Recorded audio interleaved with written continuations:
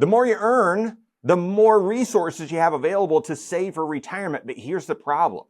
The more you earn, it could actually mean you're limited in how much you're able to save for retirement or where you're able to save. Those rules can be very frustrating, very messy. I'm going to clarify those and show you a couple ways around it. That more coming up.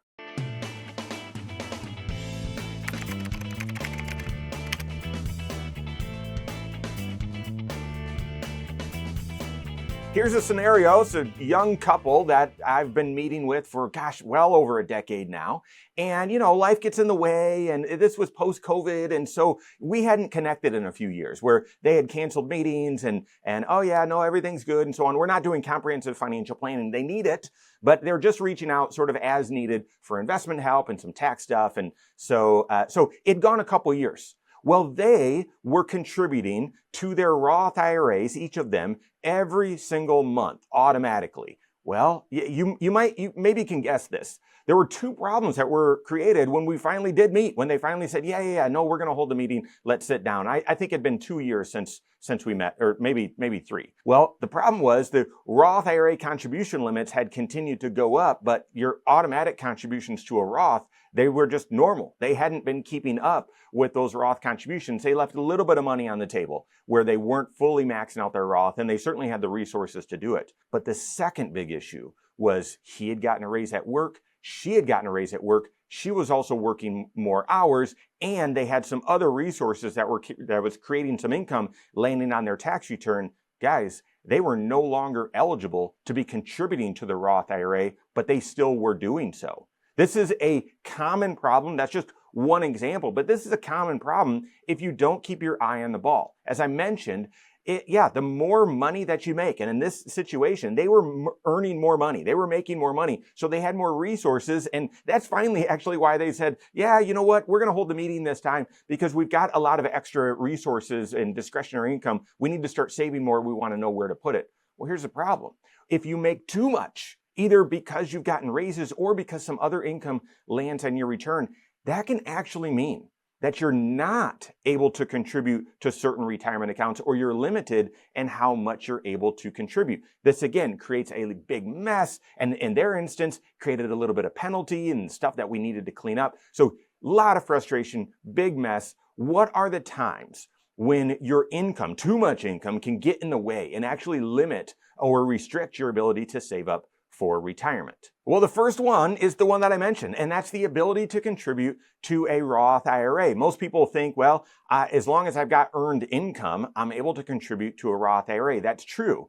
You need earned income, paycheck money. Social Security doesn't count, dividends don't count, a pension doesn't count. You've got to have earned income, paycheck money. But then you can't have too much money. And that's not too much earnings. It's too much total modified adjusted gross income. What are those numbers for 2026? I've got both 2025 and 2026. Because right now, as I'm recording and airing this video, you're in this window. It's beginning of 2026. You could actually do both. You could still make a contribution for 2025 if your income was below these thresholds, but also be aware of what the numbers are for 2026. For single filers, for this year, modified adjusted gross income below 153,000, you're just fine. You can make the normal Roth IRA contribution. If your income's above 153,000 but below 168,000, then you can do partial. There's a calculation that's done to determine, well, how much Roth can you do? And it's sort of like an off ramp, right? You can do a little bit less.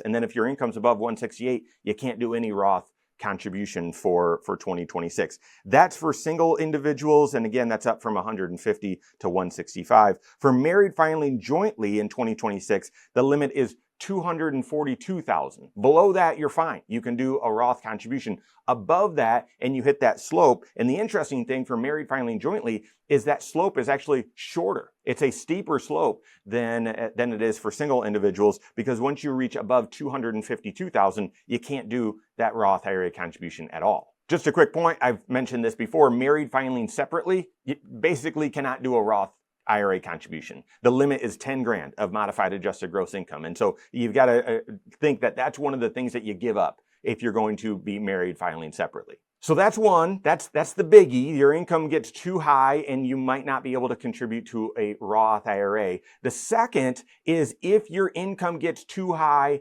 and this is where it's sort of both, and you are contributing to a workplace retirement plan, okay? And you want to contribute to a traditional IRA, or your spouse is contributing to a workplace retirement plan. Here's how those rules work. And these are much lower income thresholds. For single individuals that are covered by a workplace retirement plan, the phase-out range is between $81,000 and $91,000. Okay, so if you're working and you're single and you've got a 401k that you're contributing to at work, if you wanted to do a traditional IRA, so get another deduction and contribute to a traditional IRA, you can only do so if your modified adjusted gross income is below $81,000. If it's above that, well, then you hit that slope, that off ramp that goes until $91,000, and then after that, you can't contribute to a pre-tax IRA, a traditional IRA. You can still do the Roth, right, based on the income limits we just talked about, but you can't do the traditional IRA. Married filing jointly, same thing. If you are contributing to a workplace retirement plan, you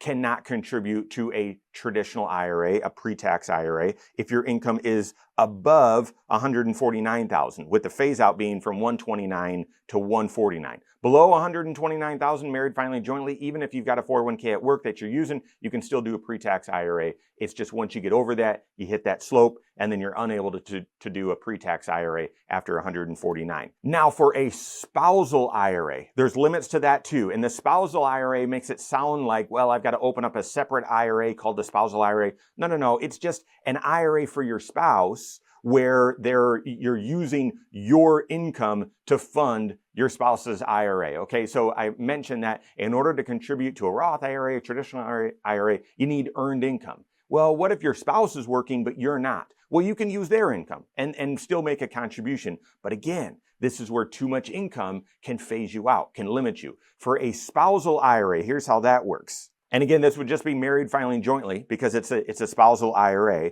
If your income, so if your spouse isn't making a contribution on their own, but you are contributing to your workplace retirement plan, as soon as your income gets above $242,000, that's modified adjusted gross income, $242,000, then you start losing the ability to make a spousal IRA, either traditional IRA pre-tax or even Roth contribution. Above $252,000, you can't do it. And again, married filing separately, again, it's $10,000. Essentially, you can't do it. So an IRA contribution, the ability to make one, that goes away if your income's too high. A deductible or traditional IRA contribution, that goes away if your income's too high and you have a workplace retirement plan. If you don't have a 401k at work, then there is no income limit on the traditional IRA. A spousal IRA or spousal Roth IRA, yep, if you've got a workplace retirement plan and your income's above those limits, that's limited as well. And then there's a new one this year. There's a new one that if you are working